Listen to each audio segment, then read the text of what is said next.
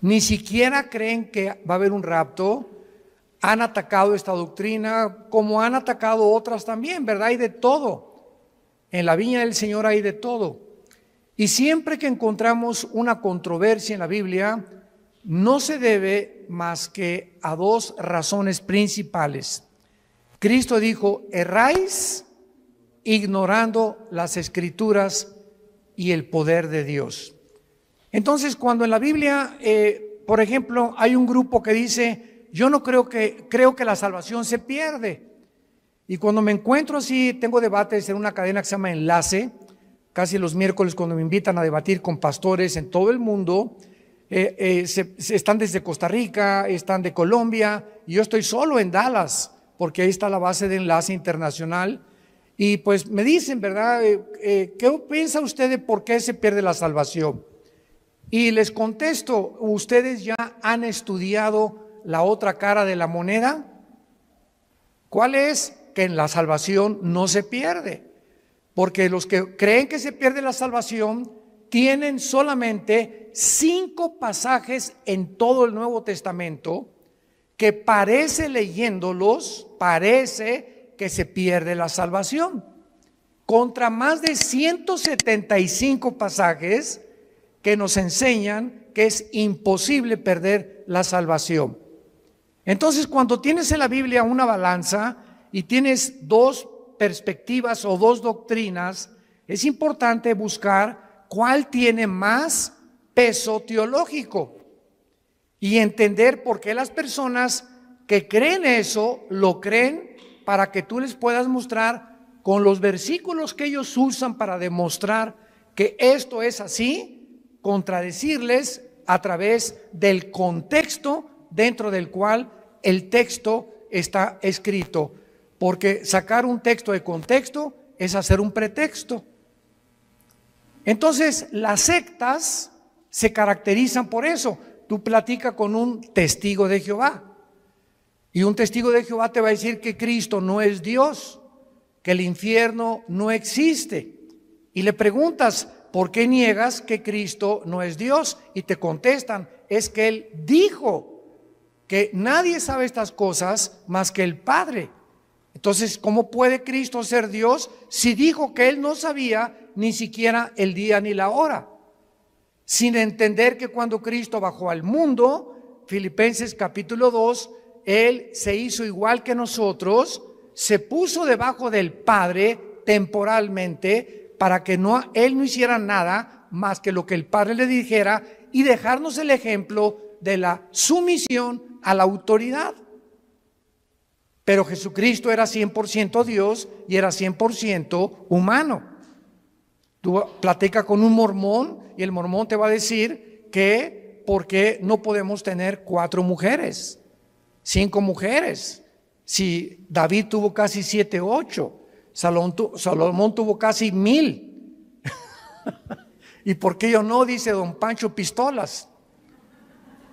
Y tú puedes contestarle claramente, ¿verdad? La dispensación o la administración bajo la cual vivieron. ¿Por qué Dios? Porque Dios tiene 2 clases para poder juzgar. Una, la voluntad de Dios, apúntalo, es permisiva y directiva.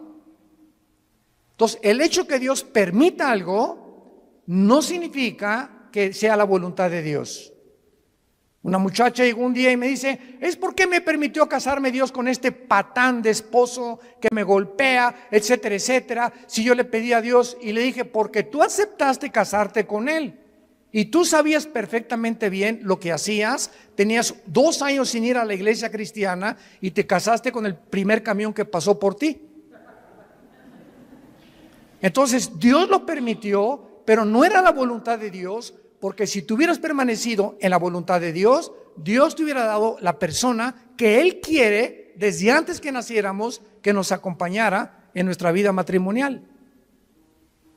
Entonces tenemos que comprender eso. El que Dios haya permitido que Abraham se aventara el clavado con con Agar, y que David tuviera esposas, y que Salomón lo dejó como ejemplo para que Salomón escribiera el libro de Eclesiastés. Y ahí Salomón lo explica claramente. A la risa le digo: enloqueces al placer, ¿de qué sirve esto?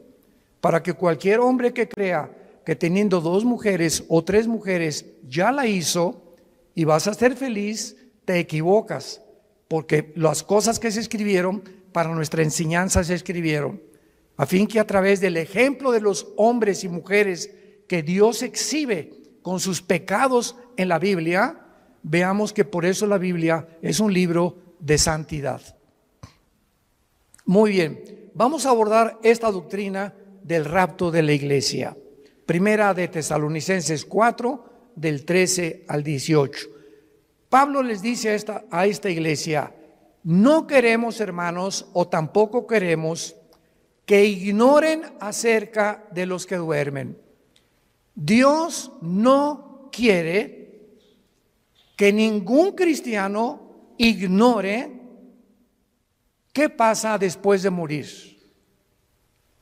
No quiere Dios que nosotros ignoremos qué hay después de la muerte, para que no nos comportemos como la gente que, como no sabe qué hay después de la muerte, como mi abuelita, se murió uno de sus hijos de mi abuela materna y se vistió de negro 8 meses sin salir de su casa para guardar luto.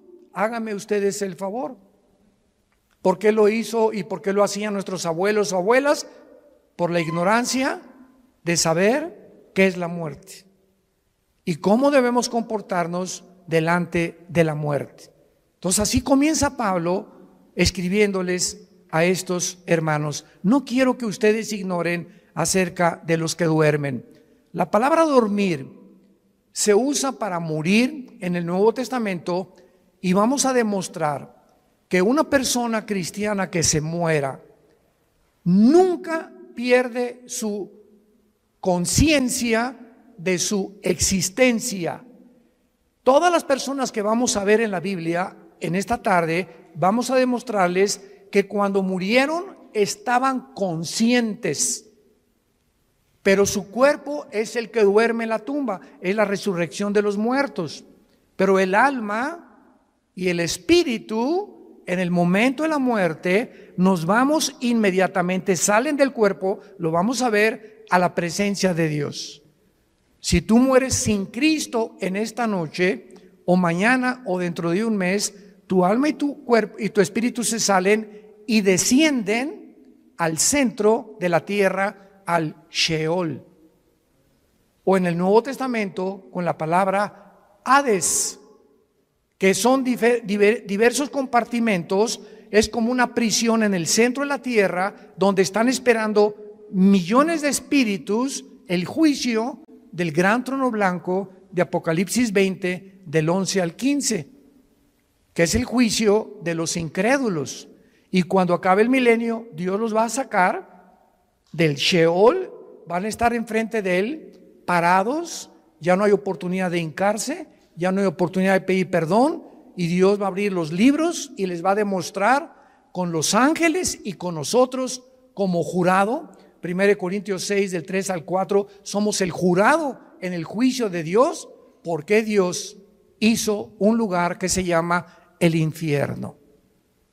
Y si no hubiera un infierno, el Dios de la Biblia sería un monstruo, porque si no hay un castigo para las gentes que no fueron castigadas en la vida, pues entonces se salieron con la suya, porque nadie los castigó. Se empanzonaron y crecieron y se rieron y se emborracharon y violaron niños y fueron pederastas y violaron mujeres y tuvieron 3 o 4 y abandonaron sus matrimonios y dieron mal ejemplo a sus hijos y robaron y se aprovecharon de su puesto como políticos, etcétera, etcétera, y de repente se mueren en un accidente o les da un ataque al corazón. ¿Y qué? Y vivieron como, hasta le da envidia a los cristianos cuando muchos incrédulos viven como viven. Pero la Biblia dice que hay un juicio, y de este juicio no se escapan nadie, porque Dios no puede ser burlado. No quiero que ignoren acerca de los que duermen, porque para que no nos entristezcamos como los otros, o sea, como los que no son cristianos, que no tienen esperanza. Entonces, cuando se muere un cristiano, hay lágrimas, y nunca te aguantes. Ahora está demostrado psicológica y neurológicamente que cuando una persona reprime sus emociones, algo sucede que comienzas a descomponerte emocional y mentalmente. Y puedes llegar a depresiones gravísimas. Entonces, Dios nos dio la capacidad de llorar. Y si alguien se murió, no te aguantes, llora. Y desahógate todo lo que puedas. No te aguantes cuando tienes ganas de llorar, llora. Pero al mismo tiempo que lloramos, hay una compensación de saber que mi primo, mi hermano, mi papá está en un lugar muchísimo mejor que si se hubiera quedado en Querétaro. Está feliz con el pandero si fue cristiano, etcétera, etcétera. Y hay una tristeza porque es un ser que ya no nos vamos a volver a ver.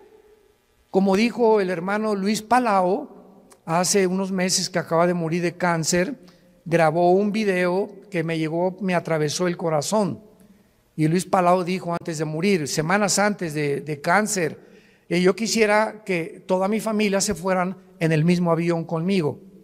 Así lo dijo, en el mismo avión. Pero yo me voy adelantando y me van a alcanzar después en otro avión ellos. Pero estoy contento porque voy y sé a dónde voy. Porque sé que me está esperando Jesucristo. Y el momento que cierre mis ojos y que mi alma salga, me olvido de todo y descanso verdaderamente por toda la eternidad. Entonces, este pensamiento lo trajo Jesucristo, porque tenemos esperanza.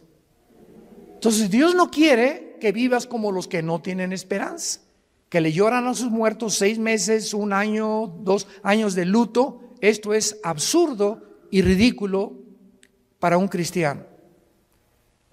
Versículo 14, porque si creemos, vean el sí condicional.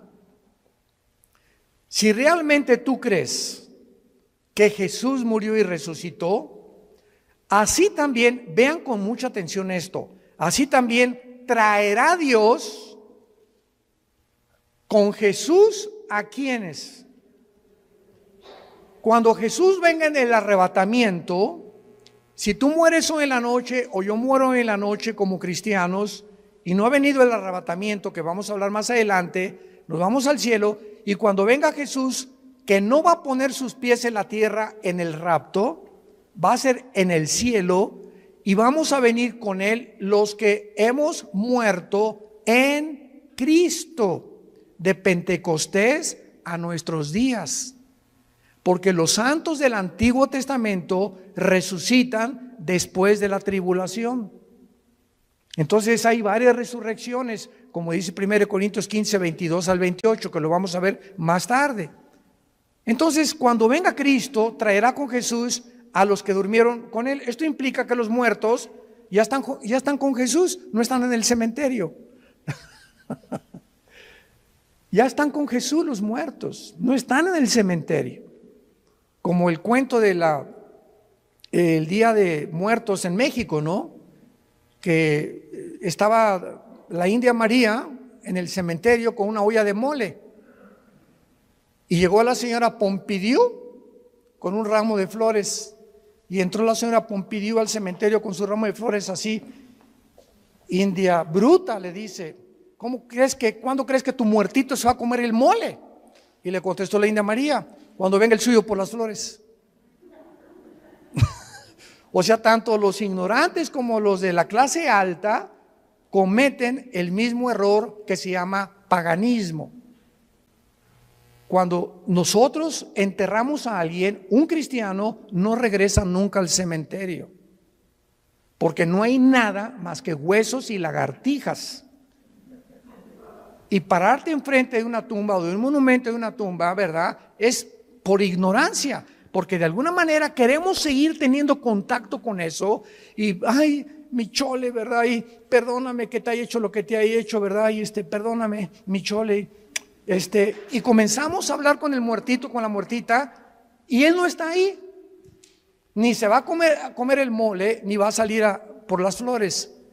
Entonces, todas esas costumbres han sido arrastradas por ignorar qué hay después de la muerte. Y Jesús vino a abrirnos los ojos y el entendimiento para que vivamos con una vida de la verdad y del conocimiento. Versículo 15, por lo cual, entramos en materia, os decimos esto en palabra del Señor. O sea, Jesús le reveló a Pablo lo que vamos a leer. Que nosotros que vivimos, que habremos quedado hasta la venida del Señor, no precederemos a los que durmieron, porque el Señor mismo, con voz de mando, con voz de arcángel y con trompeta de Dios, descenderá del cielo, y los muertos en Cristo resucitarán primero. Luego nosotros los que vivimos, los que hayamos quedado, seremos, apunta la palabra en tu Biblia, arpazo, tal como suena con Z, arpazo, como el arpazo de un tigre o el de un león que hace esto para arrebatar la carne. Y esta palabra se tradujo arrebatados y significa ser sacado o quitado de en medio súbitamente. Por eso se llama rapto, viene del latín raptarus. Entonces, usar arrebatamiento o el rapto de la iglesia son palabras sinónimas, pero se tradujo arrebatados. Y es la palabra arpazo, que se traduce ser quitado, es cuando alguien rapta a alguien, viene y lo quitan y lo suben a un coche, ¿verdad? Súbitamente de repente y te inmovilizan y te desaparecen. Por eso se llama que seremos raptados. De repente, millones de personas en el mundo van a encontrar la ropa tirada en el suelo. Todos los bebés van a desaparecer del planeta Tierra, y los niños menores de edad, hijos de los cristianos. Aviones van a chocar porque los pilotos chocaron, porque desaparecieron los pilotos. Los congestionamientos de tráfico en las carreteras van a ser espantosos por tantos choferes que desaparecieron de sus tráileres, de sus carros, y tuvieron que chocar. Va a haber un congestionamiento impresionante en los medios de comunicación, tratando todos de poder investigar qué sucedió, qué pasó, quién se llevó a millones de personas del planeta Tierra. ¿Qué creen ustedes que el mundo va a contestar? Se los llevaron los ovnis. Y no es coincidencia que desde 1948, cuando Israel regresa a su tierra, desde el 48 hasta nuestra época, y más en los últimos meses, se ha promulgado y ha aumentado la comunicación y la investigación sobre el fenómeno de los ovnis. Las Naciones Unidas ya tienen un departamento dirigido por una hindú, una mujer de la India, encargada de investigar el fenómeno ovni. Al expresidente Trump le dijeron los senadores que por favor explicara el problema de Roswell, que en Nuevo México parece que cayó un ovni en Estados Unidos, y que había un habitante dentro de él, que lo sacó la CIA y el Pentágono en Estados Unidos, y descubrieron que pues era completamente falso. Entonces, ¿por qué están apareciendo tantos platillos voladores en el cielo? Yo quiero darles ahorita la respuesta. Una vez me preguntaron, ¿por qué ustedes los cristianos no creen en los ovnis? Y yo les contesté, ¿quién dice que no creemos? Claro que hay muchos videos falsificados y ni siquiera creen que va a haber un rapto. Han atacado esta doctrina como han atacado otras también, ¿verdad? Hay de todo. En la viña del Señor hay de todo. Y siempre que encontramos una controversia en la Biblia, no se debe más que a dos razones principales. Cristo dijo, erráis ignorando las Escrituras y el poder de Dios. Entonces, cuando en la Biblia, por ejemplo, hay un grupo que dice, yo no creo que la salvación se pierde. Y cuando me encuentro así, tengo debates en una cadena que se llama Enlace, casi los miércoles cuando me invitan a debatir con pastores en todo el mundo, están desde Costa Rica, están de Colombia, y yo estoy solo en Dallas, porque ahí está la base de enlace internacional. Y pues me dicen, ¿verdad? ¿Qué piensa usted de por qué se pierde la salvación? Y les contesto, ¿ustedes ya han estudiado la otra cara de la moneda? ¿Cuál es? Que en la salvación no se pierde, porque los que creen que se pierde la salvación tienen solamente 5 pasajes en todo el Nuevo Testamento que parece, leyéndolos, parece que se pierde la salvación, contra más de 175 pasajes que nos enseñan que es imposible perder la salvación. Entonces, cuando tienes en la Biblia una balanza y tienes 2 perspectivas o 2 doctrinas, es importante buscar cuál tiene más peso teológico y entender por qué las personas que creen eso lo creen, para que tú les puedas mostrar con los versículos que ellos usan para demostrar que esto es así, contradecirles a través del contexto dentro del cual el texto está escrito, porque sacar un texto de contexto es hacer un pretexto. Entonces, las sectas se caracterizan por eso. Tú platicas con un testigo de Jehová y un testigo de Jehová te va a decir que Cristo no es Dios, que el infierno no existe, y le preguntas, ¿por qué niegas que Cristo no es Dios? Y te contestan, es que Él dijo que nadie sabe estas cosas más que el Padre. Entonces, ¿cómo puede Cristo ser Dios si dijo que Él no sabía ni siquiera el día ni la hora? Sin entender que cuando Cristo bajó al mundo, Filipenses capítulo 2, Él se hizo igual que nosotros, se puso debajo del Padre temporalmente para que Él no hiciera nada más que lo que el Padre le dijera y dejarnos el ejemplo de la sumisión a la autoridad. Pero Jesucristo era 100% Dios y era 100% humano. Tú platicas con un mormón y el mormón te va a decir que ¿por qué no podemos tener 4 mujeres, 5 mujeres? Si David tuvo casi 7, 8, Salomón tuvo casi 1000. ¿Y por qué yo no? Dice don Pancho Pistolas. Y tú puedes contestarle claramente, ¿verdad? La dispensación o la administración bajo la cual vivieron. ¿Por qué Dios? Porque Dios tiene 2 clases para poder juzgar. Una, la voluntad de Dios, apúntalo, es permisiva y directiva. Entonces, el hecho que Dios permita algo no significa que sea la voluntad de Dios. Una muchacha llegó un día y me dice, ¿es por qué me permitió casarme Dios con este patán de esposo que me golpea, etcétera, etcétera? Si yo le pedí a Dios, y le dije, porque tú aceptaste casarte con él y tú sabías perfectamente bien lo que hacías, tenías 2 años sin ir a la iglesia cristiana y te casaste con el primer camión que pasó por ti. Entonces Dios lo permitió, pero no era la voluntad de Dios. Porque si tú hubieras permanecido en la voluntad de Dios, Dios te hubiera dado la persona que Él quiere desde antes que naciéramos, que nos acompañara en nuestra vida matrimonial. Entonces tenemos que comprender eso. El que Dios haya permitido que Abraham se aventara el clavado con con Agar, y que David tuviera esposa, así que Salomón lo dejó como ejemplo para que Salomón escribiera el libro de Eclesiastés. Y ahí Salomón lo explica claramente. A la risa le digo, enloqueces al placer. ¿De qué sirve esto? Para que cualquier hombre que crea que teniendo 2 mujeres o 3 mujeres ya la hizo y vas a ser feliz, te equivocas, porque las cosas que se escribieron para nuestra enseñanza se escribieron a fin que a través del ejemplo de los hombres y mujeres que Dios exhibe con sus pecados en la Biblia, veamos que por eso la Biblia es un libro de santidad. Muy bien, vamos a abordar esta doctrina del rapto de la iglesia.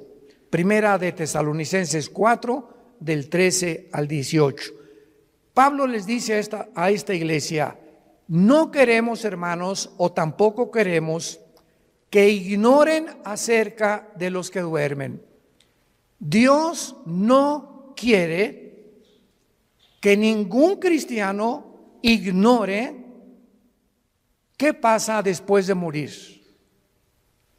No quiere Dios que nosotros ignoremos qué hay después de la muerte, para que no nos comportemos como la gente que, como no sabe qué hay después de la muerte, como mi abuelita, se murió uno de sus hijos de mi abuela materna y se vistió de negro 8 meses sin salir de su casa para guardar luto.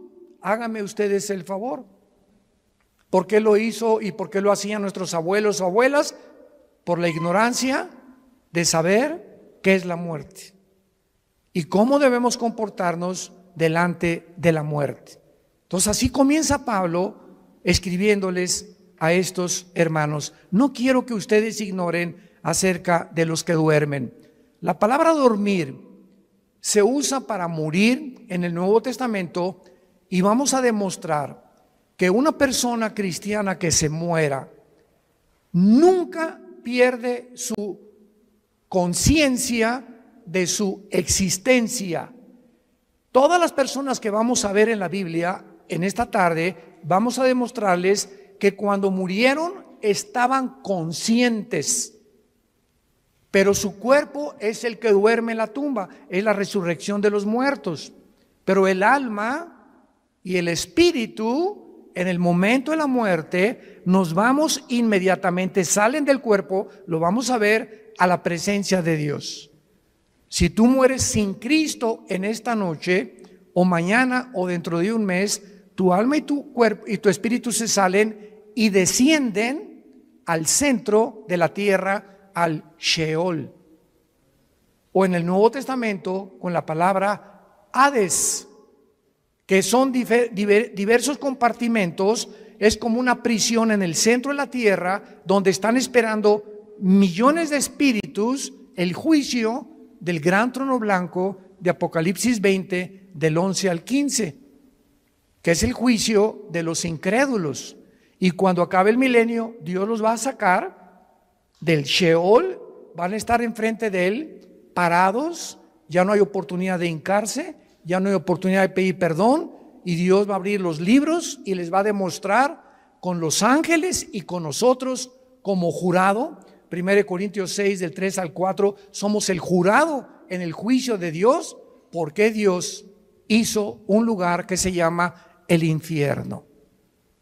Y si no hubiera un infierno, el Dios de la Biblia sería un monstruo, porque si no hay un castigo para las gentes que no fueron castigadas en la vida, pues entonces se salieron con la suya, porque nadie los castigó. Se empanzonaron y crecieron y se rieron y se emborracharon y violaron niños y fueron pederastas y violaron mujeres y tuvieron 3 o 4 y abandonaron sus matrimonios y dieron mal ejemplo a sus hijos y robaron y se aprovecharon de su puesto como políticos, etcétera, etcétera, y de repente se mueren en un accidente o les da un ataque al corazón. ¿Y qué?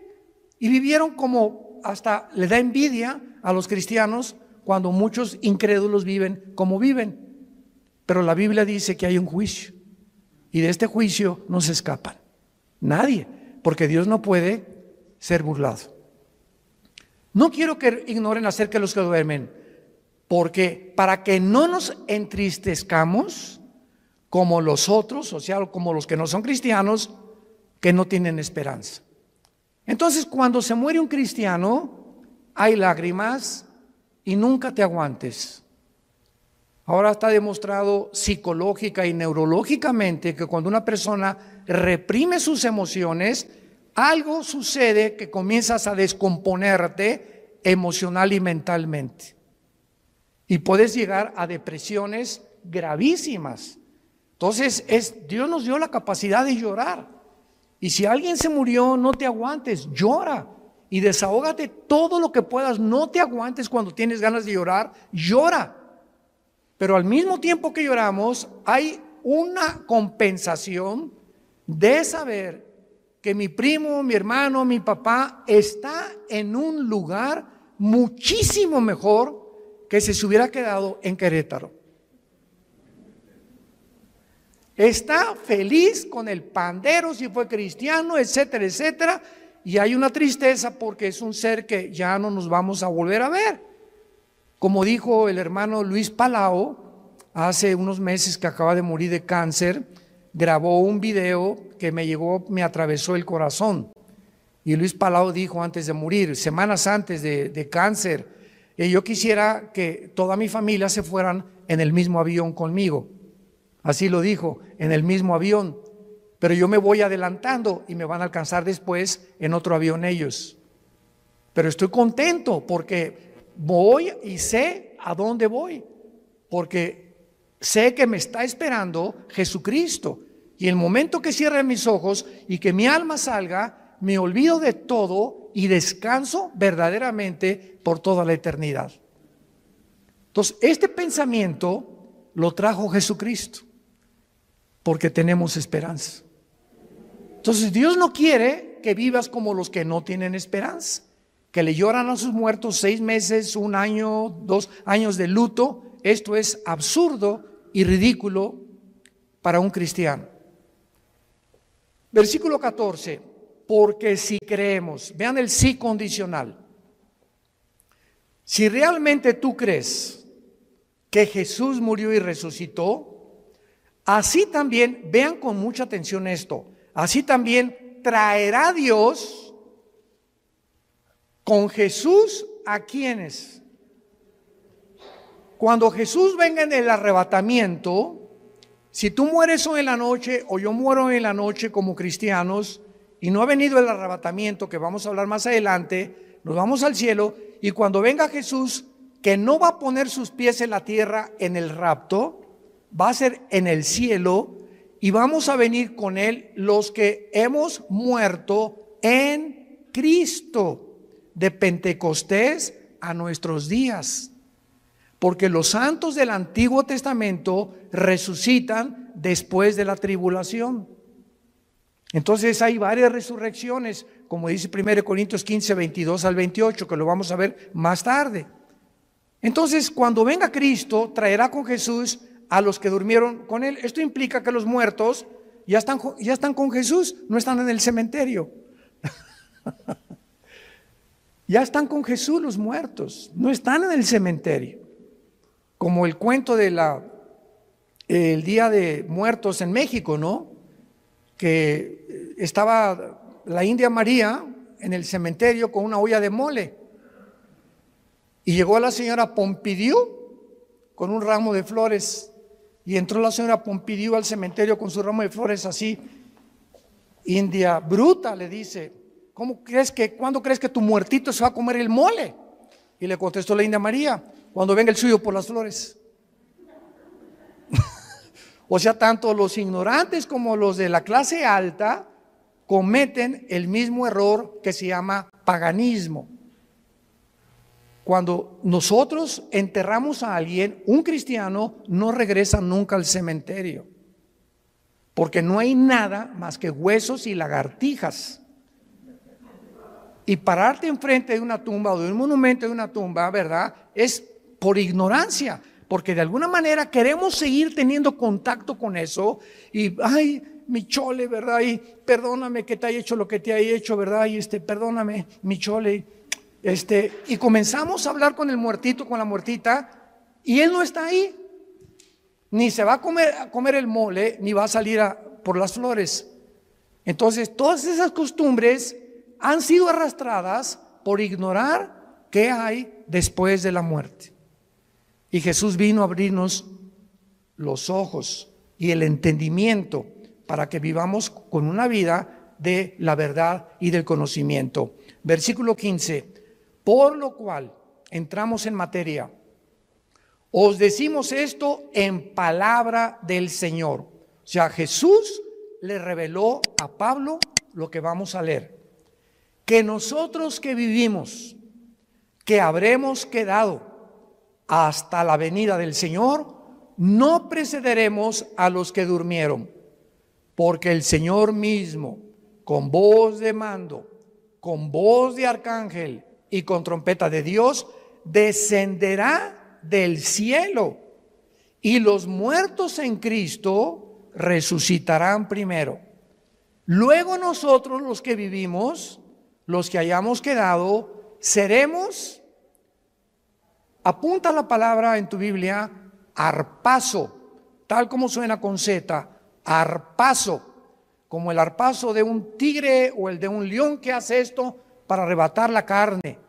Y esta palabra se tradujo arrebatados y significa ser sacado o quitado de en medio súbitamente. Por eso se llama rapto, viene del latín raptarus. Entonces, usar arrebatamiento o el rapto de la iglesia son palabras sinónimas, pero se tradujo arrebatados. Y es la palabra arpazo, que se traduce ser quitado, es cuando alguien rapta a alguien, viene y lo quitan y lo suben a un coche, ¿verdad? Súbitamente de repente y te inmovilizan y te desaparecen. Por eso se llama que seremos raptados. De repente, millones de personas en el mundo van a encontrar la ropa tirada en el suelo. Todos los bebés van a desaparecer del planeta Tierra y los niños menores de edad, hijos de los cristianos.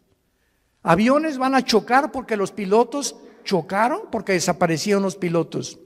Los congestionamientos de tráfico en las carreteras van a ser espantosos por tantos choferes que desaparecieron de sus tráileres, de sus carros y tuvieron que chocar. Va a haber un congestionamiento impresionante en los medios de comunicación, tratando todos de poder investigar qué sucedió, qué pasó, quién se llevó a millones de personas del planeta Tierra. ¿Qué creen ustedes que el mundo va a contestar? Se los llevaron los ovnis. Y no es coincidencia que desde 1948, cuando Israel regresa a su tierra, desde el 48 hasta nuestra época, y más en los últimos meses, se ha promulgado y ha aumentado la comunicación y la investigación sobre el fenómeno de los ovnis. Las Naciones Unidas ya tienen un departamento dirigido por una hindú, una mujer de la India, encargada de investigar el fenómeno ovni. Al expresidente Trump le dijeron los senadores que por favor explicara el problema de Roswell, que en Nuevo México parece que cayó un ovni en Estados Unidos y que había un habitante dentro de él que lo sacó la CIA y el Pentágono en Estados Unidos y descubrieron que pues era completamente falso. Entonces, ¿por qué están apareciendo tantos platillos voladores en el cielo? Yo quiero darles ahorita la respuesta. Una vez me preguntaron, ¿por qué ustedes los cristianos no creen en los ovnis? Y yo les contesté, ¿quién dice que no creemos? Claro que hay muchos videos falsificados y relatos de personas que fueron raptadas por ovnis o que también hicieron experimentos genéticos con ellos, pero hay hechos que son reales. Y yo estuve traduciendo, ¿te acuerdas, Alan? De Jim Arwin. Jim Arwin fue el piloto de la nave Apolo 15, que fue el primer vehículo que caminó en la luna. Y Jim Arwin vino a México y me llamaron a mí, ya hablaba yo inglés en aquel tiempo, para que fuera su traductor. Fuimos como 6 o 7 universidades, ¿te acuerdas? Y Jim Arwin estuvo platicándonos con nosotros que él vio, porque allá cuando regresaba de la luna, él se convirtió a Cristo. Y en la escuela donde iba Alan tenía a un hijo que ellos adoptaron, ¿te acuerdas? Era un taiwanés o de Filipinas, que era la misma escuela donde iba Alan y nuestra hija Kim, que ya murió de cáncer. Pero Jim Arwin me dijo, mira Armando, yo vi una cosa que pasó enfrente de la nave cuando íbamos entrando ya a la atmósfera, que era una velocidad Mach 3, o sea, imposible que ninguna nación haya fabricado tal artefacto que pueda trascender la velocidad del sonido. Y le dije, ¿qué era? Dice, nada más vi algo como plateado que pasó enfrente de mí. Entonces, hay astronautas y hay pilotos de integridad que dicen que se han enfrentado con este fenómeno de los ovnis. ¿Y cuál es la respuesta? La respuesta es que es real. Nada más que los cristianos no les llamamos ovnis, les llamamos ovis. Objetos voladores identificados. Porque no negamos que existen, pero sabemos quién está detrás de ese fenómeno. Son materializaciones de la energía satánica. Satanás está preparando el mundo para que cuando venga el arrebatamiento de la iglesia, sepa el mundo que fuimos sacados del mundo por extraterrestres. Ahorita, en el estado de Colorado, en Estados Unidos, el más grande observatorio de los ovnis, ¿quién creen ustedes que lo financia? El Vaticano. ¿Y saben cómo se llama el observatorio? Lucifer.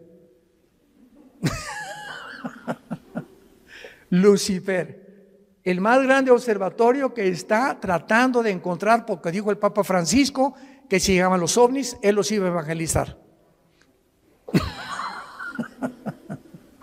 Bueno, no nos vamos a perder con eso, ¿verdad? Pero vamos a explicar esto claramente.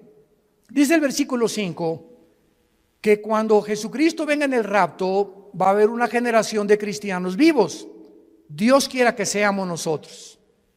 Muy bien. Y dice el versículo 16 que cuando Él venga, viene con voz de mando que solamente lo vamos a oír nosotros. Viene con el arcángel Miguel, que es el comandante en jefe de la nación de Israel. Y también dice la Biblia que vendrá con una trompeta. Y esta trompeta no es la última trompeta del capítulo 14 de Apocalipsis, porque las trompetas del Apocalipsis son de juicio. Y la trompeta que se va a usar aquí es para llamarnos a nosotros. Vamos a oír como un shofar. Porque en el libro de los Números, en el Antiguo Testamento, cuando acampaban, usaban 2 trompetas. Entonces en el desierto eran 2 millones de personas. ¿Y cómo podía Moisés decirles, mándeles un Twitter a los que se encuentran como a 1 kilómetro acampados, porque necesito tener una reunión mañana en Zoom con ellos? Entonces agarraba una trompeta y tenía un sonido continuo, y cuando la gente lo oía, se acercaban alrededor del campamento y de la tienda de Moisés y de Josué para saber que él tenía instrucciones, y había otro toque de trompeta que era que era repetido, que significaba empaquen porque nos vamos, estamos cercanos por el enemigo. Entonces uno era para reunir al pueblo y el otro para huir, porque tenían que cambiarse de lugar porque sentían que venían enemigos contra ellos. Y el toque de trompeta que vamos a oír es para reunirnos con Jesús. No puede ser la trompeta del Apocalipsis. Esto es muy importante para poder saber, porque he oído que han dicho que es la última trompeta del Apocalipsis, y esas son trompetas de juicio. Entonces dice la Biblia, Cristo descenderá del cielo, versículo 16. Y noten ustedes que los primeros en encontrarse en el aire con Cristo serán los muertos, pero vean ustedes, en Cristo. O sea, desde Pentecostés hasta nuestros días se formó la iglesia. La iglesia no existía en el Antiguo Testamento, no existía en los evangelios. Fue cuando en Pentecostés, bajo el Espíritu Santo, que se formó el cuerpo de Cristo. Y ahora la iglesia somos seres humanos que estamos en Cristo, injertados en Él. Dice Efesios 5, somos parte de sus huesos y de su carne de Cristo, es el cuerpo místico de Cristo. Entonces en el rapto, si nosotros estamos vivos y viene ahorita a las 7:30 de la noche y oímos, vamos a oír, ¿verdad? Nada más nosotros, un sonido, y de repente, en un abrir y cerrar de ojos, estamos en el cielo con Él. Ya Él viene con todos tus parientes que murieron antes que nosotros en Él. Los santos del Antiguo Testamento resucitan después de la tribulación.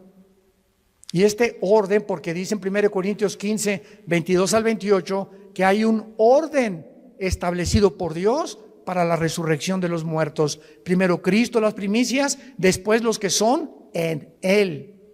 O sea, la iglesia que somos nosotros.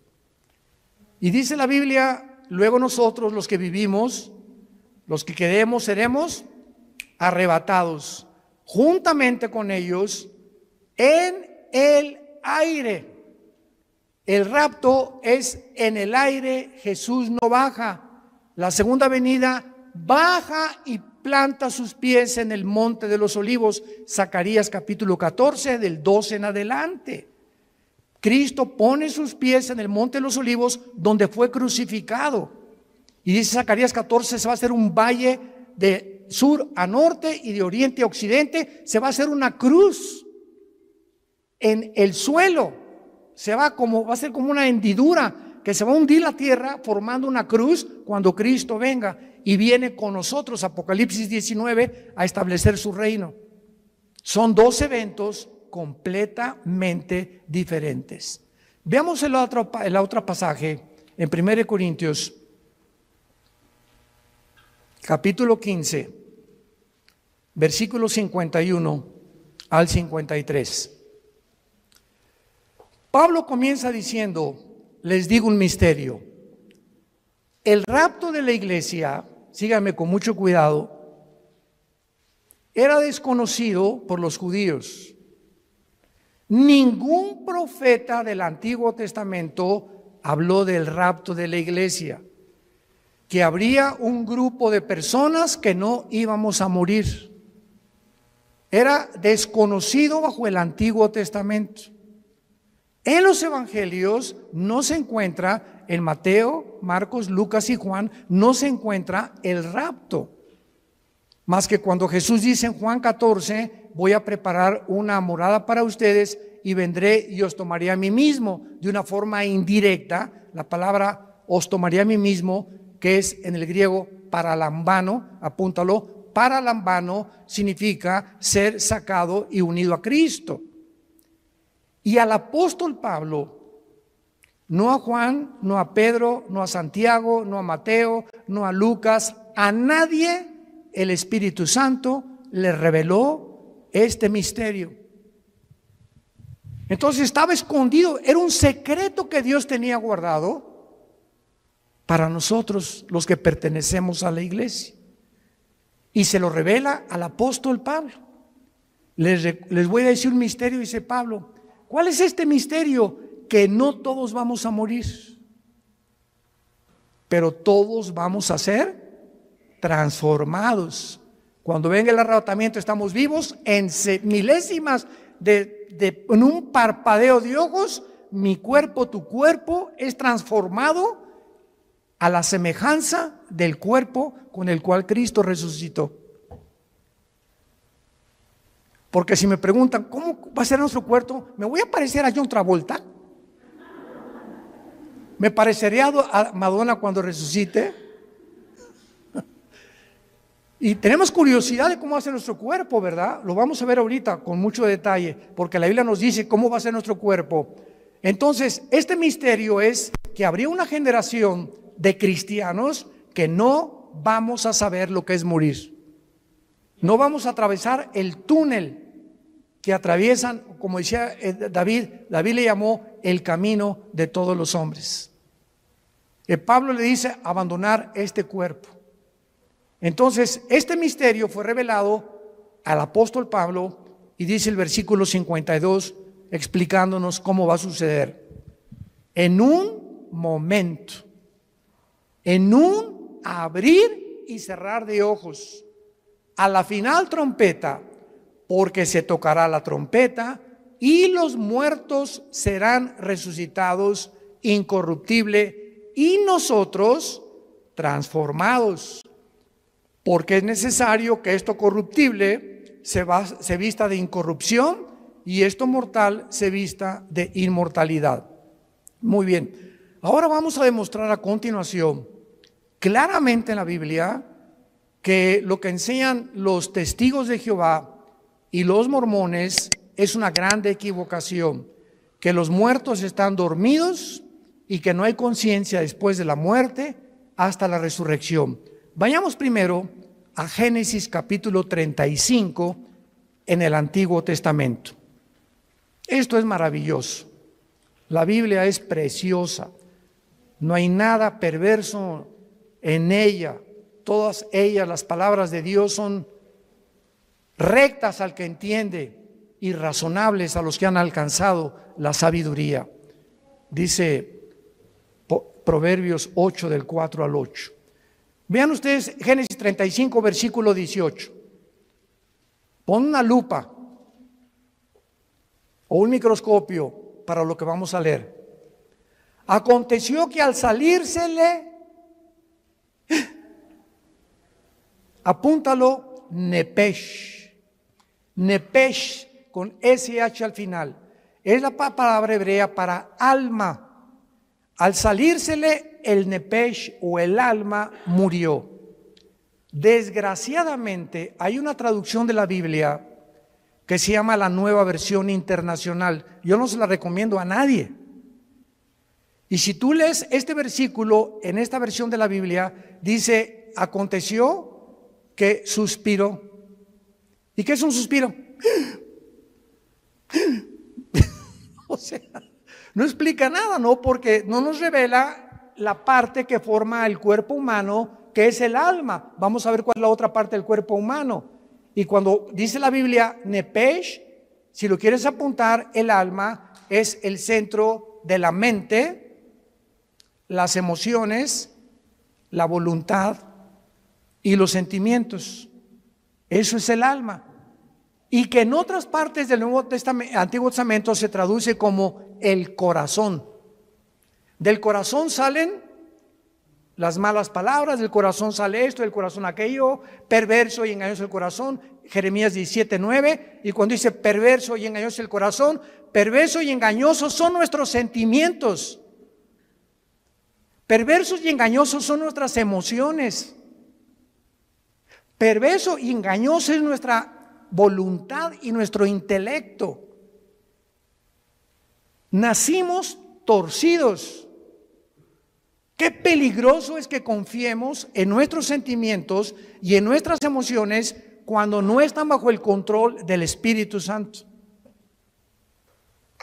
Ay, hermano, me voy a casar. Sí, qué bueno que te vas a casar, Conchita. Es que está re guapo, se parece a Rambo. ¿Y te vas a casar por el físico? No, me voy a casar porque que te linda y está muy bonita. ¿Y te vas a casar por el físico o realmente ya tienes un tiempo conociendo el corazón de esa persona, su carácter, cómo reacciona a diferentes cosas, caminar con Cristo? Porque el matrimonio es para dos discípulos. El matrimonio es para dos discípulos de Jesús. Porque si te casas y eres cristiano con una que no es cristiana o con uno que no es cristiano, ¿qué va a pasar? Es como atar en el arado, en el campo, a un buey con un burro. Entonces el buey jala para acá y el burro jala para allá. Para arar el arado se necesitan dos bueyes. No estoy diciendo que seas buey. Y son palabras bíblicas, ¿eh? Entonces, por eso están unidos para arar con un yugo los dos, y el yugo del matrimonio es Cristo. Entonces, si los dos no están y Cristo no está en medio, cordón de tres dobleces es difícil de romperse, dice Eclesiastés capítulo 4. Por eso es tan importante entender que el matrimonio es para discípulos. Aconteció que al salírsele el alma, murió. Al morir, ¿qué se sale de nosotros? Se sale el alma. Ahora el versículo 29 del mismo capítulo. Y exhaló Isaac el Roach. Así como suena, se pronuncia la CH en hebreo como J, Roach. Se le salió y se traduce espíritu. Y el espíritu es la parte inmaterial a través de la cual conocemos, adoramos y servimos a Dios. Adoramos en espíritu, servimos en espíritu y seguimos en espíritu al Creador. Y hasta que el espíritu entra a nuestra vida, y renace y resucita el espíritu muerto con el cual nacemos, no podemos servir a Dios. Y hay cristianos que sirven a Dios sin el espíritu. ¿Sabían eso?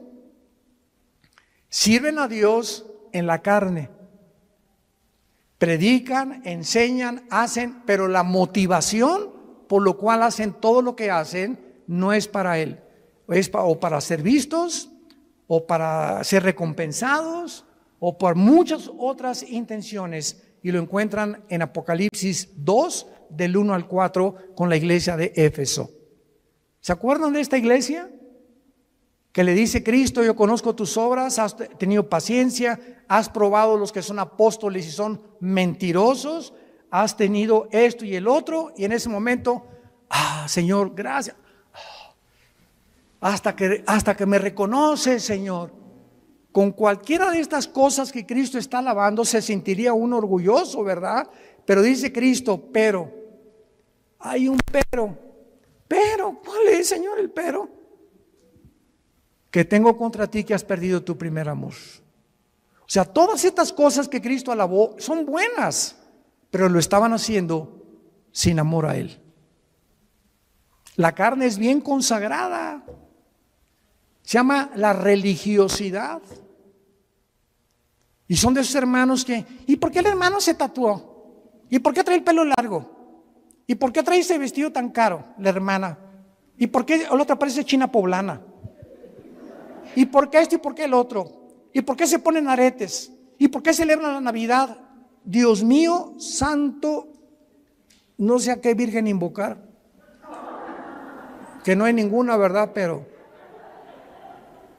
Jesús, María y José y el burrito que los acompaña. Es increíble que estén continuamente tratando de ver que el cristianismo es a través de cómo te vistes, de si estás tatuado. Una vez me dijo un señor: ¿ya viste ese hermano que está tatuado? Y le dije: es peor la panza de Santa Claus que tienes tú.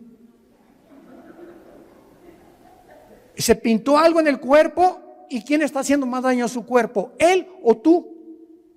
Y peor si tomas Coca-Cola. Entonces, cuando apuntamos a alguien, 3 dedos nos apuntan a nosotros. Nos damos cuenta. Tengamos cuidado a quién juzgamos y a quién le señalamos el dedo, porque estamos buscando siempre que creemos que somos mejores que otros por la forma como nos comportamos, y a Dios se le adora en espíritu y en verdad. Es que en la Navidad es paganismo y ¿sabe? Cállese. Mi esposa le pone el árbol de Navidad más lindo que hay, con esferas, y estamos en Navidad. Jingle bells, noche de paz, contentos, alegres. Pero hoy, hermanos, no pusieron árbol, no pusieron nada, y con sujeta.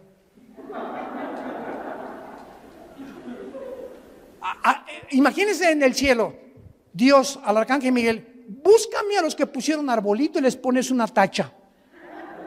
¿Se imaginan ustedes que así Dios calificara la vida espiritual de nosotros? Los que pusieron y los que no pusieron, los que toman vino y los que no toman vino, los que están tatuados y los que no están tatuados. Dios ve el corazón.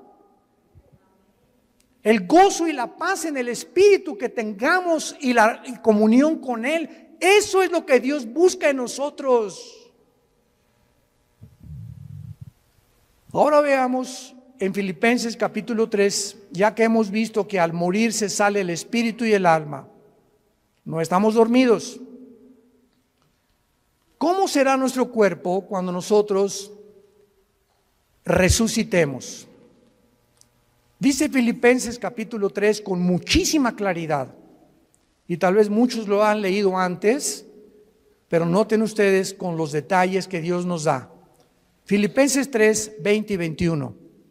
Mas nuestra ciudadanía está en los cielos, de donde también esperamos. Esta es nuestra esperanza. Estamos esperando no al anticristo, estamos esperando a Jesús, al Salvador, al Señor Jesucristo, el cual transformará el cuerpo de la humillación nuestra para que sea semejante ¿a quién? Para que sea nuestro cuerpo igual ¿a quién? al cuerpo con que Cristo resucitó. Muy bien, ya tenemos una pieza clave para saber que cuando resucitemos, nuestro cuerpo tendrá las características que tenía Cristo cuando Él resucitó. Muy bien. ¿Cuáles características tenía Cristo cuando Él resucitó? Número 1. Cuando Jesús estaba abriendo sus brazos en la cruz, los romanos tenían la orden, y era de pena de muerte, de asegurarse que el crucificado, antes de que lo bajaran, estuviera muerto. Y como muchas veces se desmayaban por el dolor, lo podían bajar creyendo que estaba muerto. No hay las pruebas clínicas que hay en el siglo XXI para mostrar que una persona está muerta. Entonces lo que hacían los romanos era romperles los meniscos con un mazo grandísimo en las rodillas, los meniscos de las rodillas. Entonces el crucificado tendría que caer y asfixiarse, y si no estaba muerto, moría por asfixia.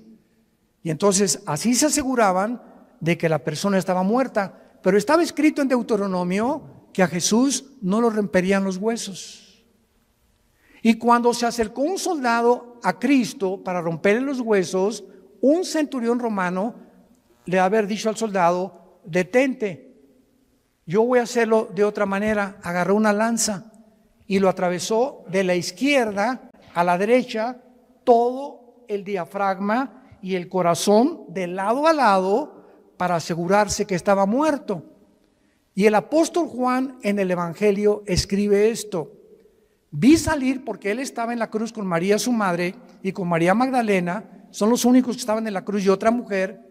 Vi salir una gota de agua mezclada con sangre. Esto lo escribió Juan hace 2000 años. Y la cardiología moderna, un cardiólogo te da testimonio y te da evidencia que cuando se mezcla el agua con la sangre, implica la rotura del pericardio.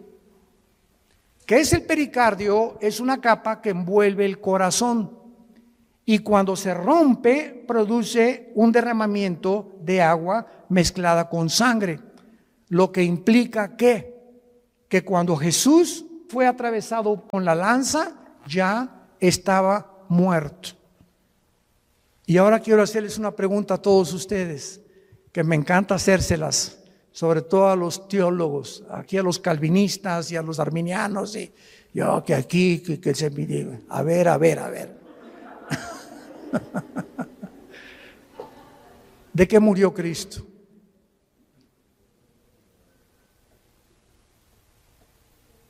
Nadie, ¿verdad? ¿De qué murió? No murió de asfixia. Cuando lo atravesó en la lanza ya estaba muerto. ¿De qué murió? El Salmo 22, ya lo contestaron. Ya ha visto uno de mis videos. En el Salmo 22, 1000 años antes de que Cristo fuera crucificado, antes de que ni siquiera se practicara la crucifixión. Increíble. David escribe: Dios mío, ¿por qué me has desamparado?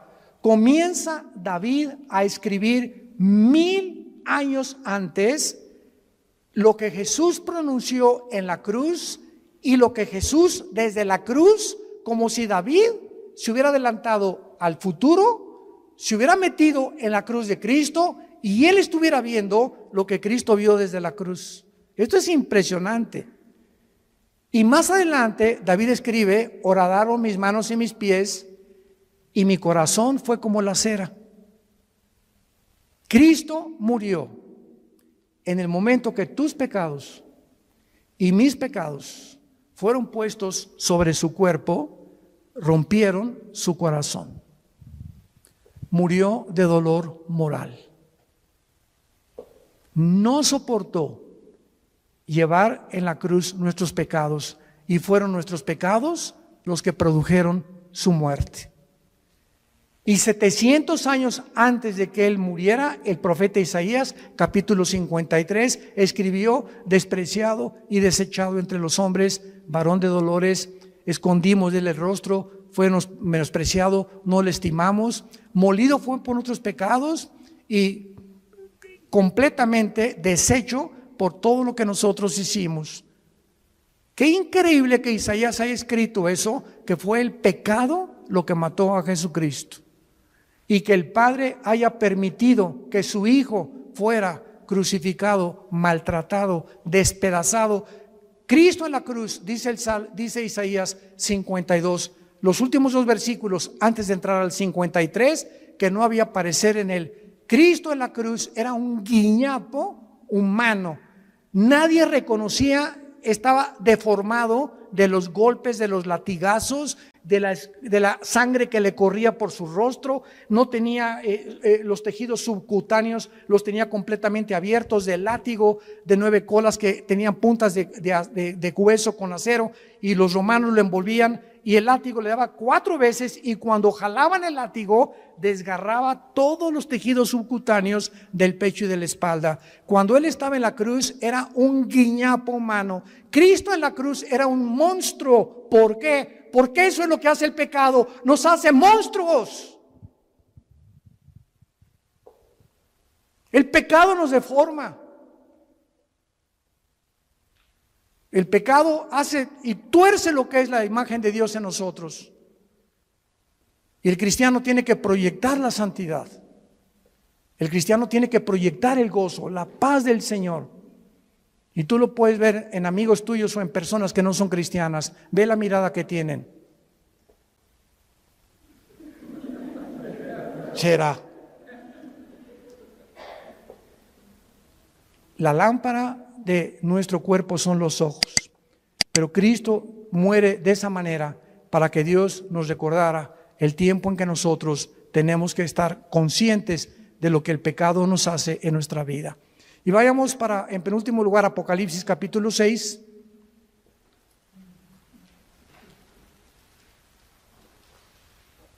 Molido por nuestros pecados. Qué tremendo. En Apocalipsis 6 vemos otra evidencia de que cuando morimos no estamos dormidos. Capítulo 6, versículo 9 en adelante. Cuando abrió el quinto sello, vi, dice el apóstol Juan, vi bajo el altar las almas de los que habían sido muertos por causa de la palabra de Dios y por el testimonio que tenían. ¿Cómo podía Juan ver en el cielo cuando la sangre y la carne no pueden heredar la corrupción? ¿Cómo pudo Dios llevarse a Juan al cielo? ¿Cómo pudo en 2 Corintios 12 llevarse Dios a Pablo al cielo cuando nuestro cuerpo nos impide estar en otra dimensión donde todo es santidad y perfección? Lo corrompible no puede heredar la incorrupción, ya lo vimos. Bueno, la respuesta es que Juan estaba durante el tiempo de la tribulación en el Espíritu en el cielo. Y esto nos muestra que aparte de los ojos físicos que tenemos, porque cuando alguien está muerto, vienen los gusanos y nos comen el cerebro, ¿verdad? Nos comen los ojos en la tumba, nos comen las orejas y queda el puro esqueleto ahí tirado en el cementerio.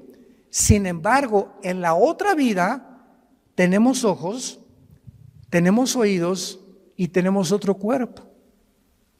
Y los ojos que vamos a tener en la otra vida, ya los tenemos en esta vida y se llaman los ojos espirituales, que estamos entrenando para ver la Biblia. Si tú vienes a la Biblia con tus ojos carnales, sin antes orar ni limpiar tu vida, Dios no va a permitir que veas nada de revelación, ni el Espíritu Santo te va a descubrir las cosas profundas que se encuentran en la Biblia, porque los puros de corazón verán a Dios, nada más. No podemos acercarnos a Dios con un corazón sucio y con una mente inmunda. Entonces, qué increíble, ¿verdad? Que la Biblia pueda mencionar que podamos mantener la existencia y la conciencia de la existencia. Y esto nos prueba otra cosa tremenda que hoy en la comida mi esposa y yo, platicando con unos dentistas en casa de Alán, nos compartieron, ¿verdad?, de lo que está descubriendo en el mundo de la medicina, de las vibraciones, etcétera, etcétera. Tú sabes que nosotros cuando soñamos, ¿no es la mente la que produce los sueños? ¿Tú sabes que los pensamientos no se forman en el cerebro? Los pensamientos y los sueños están en el área de la dimensión espiritual. Y una cosa es el cerebro y otra cosa son los pensamientos. Porque cuando tú mueras, tu cerebro se queda con los gusanos, alimento de los gusanos, y en la otra vida vas a recordar quién eres. Pero ¿cómo si tu cerebro ya no lo tienes? Ya se lo comieron los gusanos. Esto nos demuestra claramente que la conciencia no está en el cerebro, los pensamientos no están en el cerebro. El cerebro no es un órgano como el hígado que produce la bilis y los intestinos, los jugos gástricos, etcétera, etcétera. Pero el cerebro es solamente un órgano, pero no forma parte de la vida espiritual. Y cuando la Biblia dice renovaos en vuestra mente, no dice en el griego en el cerebro, dice en vuestra mente, y la mente es el alma. ¿Están aprendiendo algo? Juan está en el cielo y ve las almas de los muertos. No estaban dormidos. Y Juan, versículo 10, los oye que los muertos tenían cuerdas vocales en la otra vida. Las que tenemos aquí, los gusanos se las comieron. Y en la otra vida, Juan oye que clamaban a gran voz, oyó que estaban junto a Dios y le estaban preguntando a Dios: ¿hasta cuándo, Señor, santo y verdadero, no juzgas y vengas nuestra sangre en los que moran en la tierra? ¿Qué fue lo que Juan oyó que estaban diciendo estos muertos en el cielo? Que estaban muertos en su cuerpo, pero conscientes de existencia en la otra vida, espiritualmente hablando. ¿Estaban pidiendo venganza? Estaban pidiendo justicia. Ahora, fíjense qué importante es esto. En el cielo, los que están ahorita en el cielo están conscientes de muchas cosas que pasan en la tierra, como nos los demuestra este versículo, porque más adelante se les dice que se esperen hasta que mueran los demás que el anticristo va a matar. Y estos muertos que están en el cielo están conscientes que la justicia no se ha hecho y están gritando a Dios: ¿hasta cuándo? Y es el grito de nosotros en el siglo XXI: Señor, ¿cuándo vas a acabar con tanta violencia, con tantos pederastas, con tantos políticos corruptos, con tanto robo, con tanto asalto, con tanta violación, con tantos violadores de niños? Señor, ¿cuándo va a acabar todo esto, con tanta enfermedad, con tanto cáncer, con tantos virus? Estamos aquí en la tierra gritándole a Dios: ¿hasta cuándo? Y Dios quiere que nosotros oremos y le digamos a Dios esta oración. Por eso Dios nos las dejó, porque cuando oye Dios el clamor de nosotros, escúchenme esto con mucho cuidado, cuando Dios oye el clamor de nosotros, Dios puede adelantar la venida de Jesús. Y para terminar, lo voy a demostrar en Apocalipsis 8. Cuando abrió el séptimo sello, se hizo silencio en el cielo como por media hora. Esto es impresionante. Y vi a los 7 ángeles que estaban en pie ante Dios, y se les dieron 7 trompetas.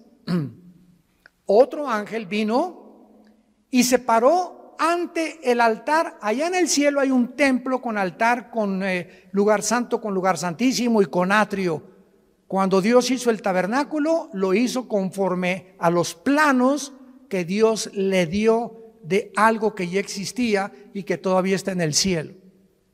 Y en todo Apocalipsis encontramos: vi el altar, se abrió el cielo y vi salir del altar de Dios los ángeles. Hay un templo en el cielo, literal, y bajará con la nueva Jerusalén.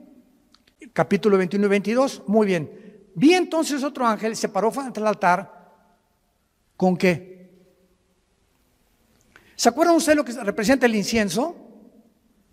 ¿Qué representa? Las oraciones, ¿verdad?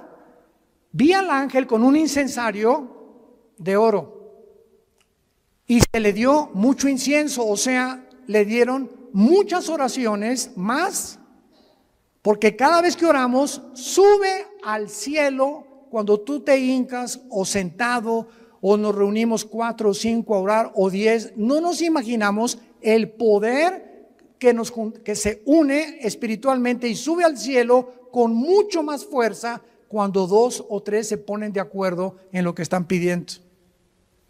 ¿Se acuerdan de Jesús? Cuando 2 o 3 se pongan de acuerdo en lo mismo, les será concedido, porque es mucho más fuerte. Cuando me pongo en oración con mi esposa o a la hora de la comida, oramos por esto y por aquello y estamos 2 o 3 de acuerdo y esto sube como un cohete hasta el altar de Dios.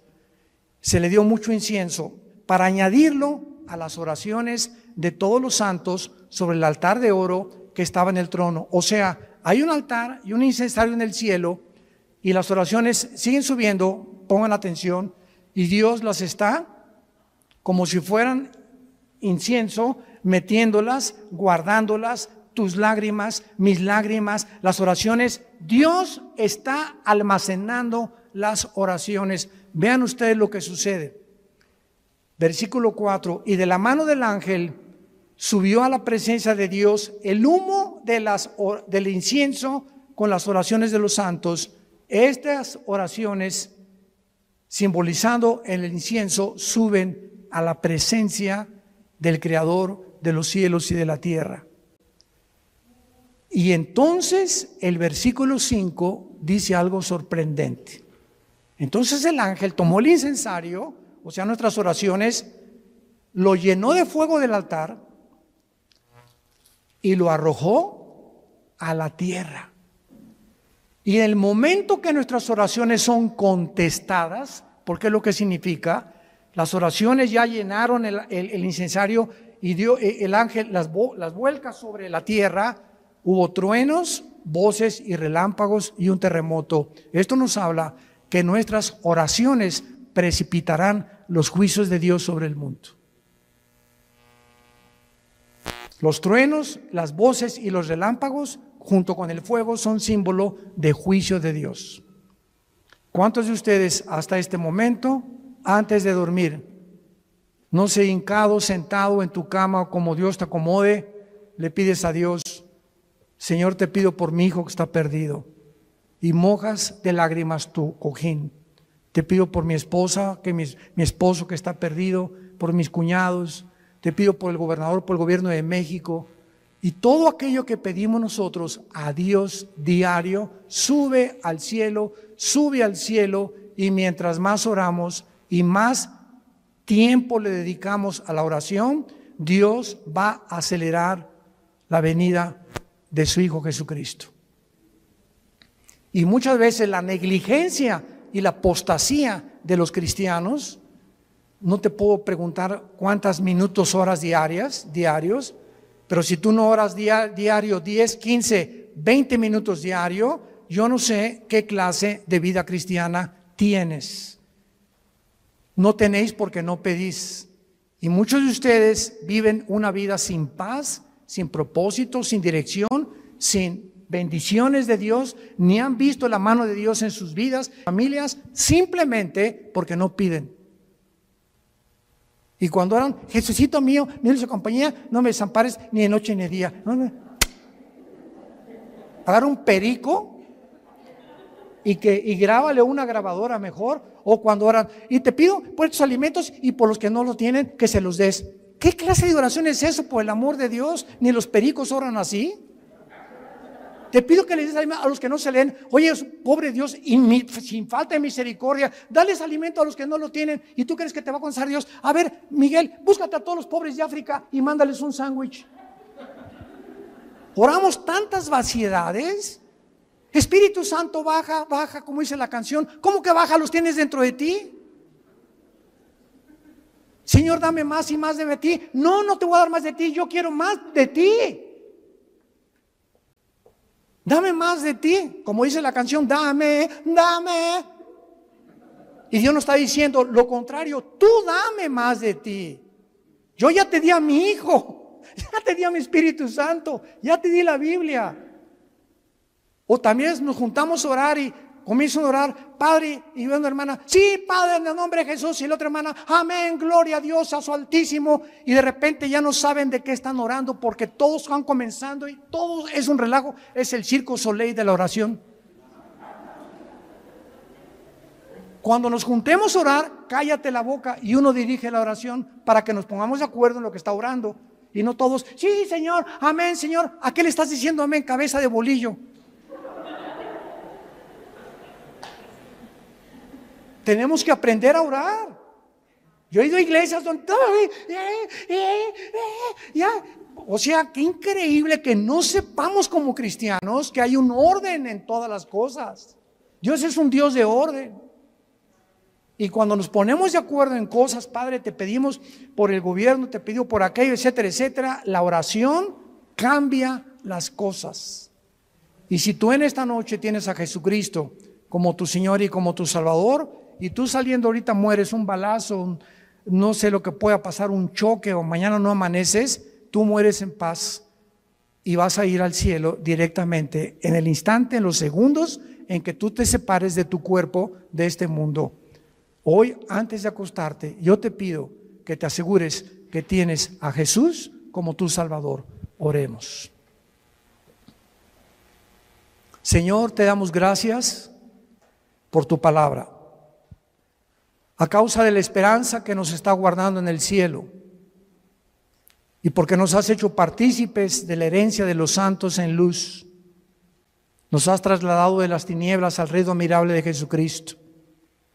Bendito sea el Dios y Padre de Jesucristo nuestro Señor, que nos hizo renacer para una esperanza viva por medio de la resurrección de Jesucristo, que fue crucificado, enterrado y resucitado a los 3 días, para una herencia incorruptible, inmarcesible, reservada para nosotros en los cielos, que somos guardados mientras tanto aquí en la tierra por tu poder, Señor, mediante la fe, habiendo huido de las concupiscencias, de las pasiones desordenadas,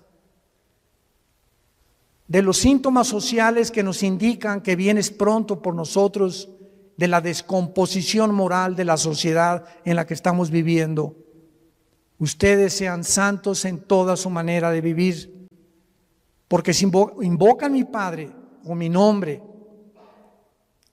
que soy santo ante todas las cosas, dice el Señor, andad con temor durante todos los días de vuestra peregrinación, sabiendo que fuimos rescatados con la sangre de Cristo, sin contaminación, no con oro ni con plata, sino con la vida del Hijo de Dios. En esta noche y en esta tarde, ustedes a través de las redes sociales, yo les invito a que vengan a la cruz. No te invito a una religión, te invito a una cruz, al centro del universo, donde Dios estaba en Cristo reconciliando nuestros pecados. El que no conoció pecado por nosotros se hizo pecado, para que nosotros fuéramos hechos la justicia de Dios en Él. Y Dios muestra su amor para con nosotros en que, siendo pecadores, su Hijo Jesucristo muere en nuestro lugar, para que tú comprendas que el que tiene a Cristo tiene la vida, y el que no tiene a Cristo no tiene la vida eterna. Yo te invito a que te asegures en este momento de tener a Jesús. ¿Qué puedo hacer? Me preguntarás. Dile estas palabras, que broten de lo más profundo de tu corazón. Señor mío y Dios mío, me arrepiento de mi vida. Te pido que en esa cruz donde tú pagaste con tu sangre por mis pecados, me laves en este instante de todas las maldades desde que nací hasta este momento, y que me des la vida eterna. Te recibo, Jesús, porque creo que a los 3 días resucitaste de los muertos y que solamente tú puedes cambiar mi vida y darme la seguridad que cuando cierre mis ojos en el día de mi muerte, los volveré a abrir en segundos y veré tu rostro. Te abrazaré y sabré que no fue en vano haber creído y haberte servido y haberte adorado en la corta vida que me diste. En el nombre de Jesús. Amén.